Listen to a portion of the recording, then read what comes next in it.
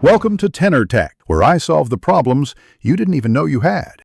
You start by positioning yourself on stable sand with a clear 180-degree arc. Load the cannon then, don't delay with extra gear checks.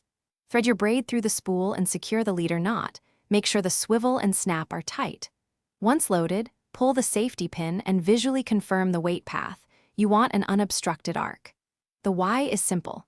Proper alignment prevents tangles and maximizes energy transfer, so your first cast sends the bait farther and cleaner.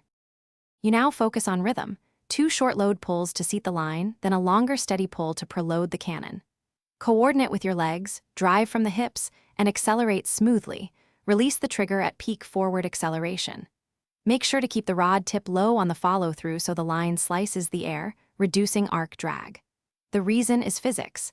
Consistent loading and timed release convert stored energy into projectile speed, which translates into extra yards and accurate placement. You finish each cast by securing the cannon, reeling in smoothly, and inspecting the leader and lure for abrasion. A damaged leader reduces hookup strength. If the cannon misfires, immediately check the housing, safety pin seating, and trigger engagement, clear sand or corrosion before use. Make sure to practice slow motion reps on shore to rebuild timing. This prevents panic during real casts. The key troubleshooting tip: if accuracy or distance drops, clean the barrel and check line alignment. Most problems hide in dirt or twist. Thanks for watching. Subscribe to keep your life in tune.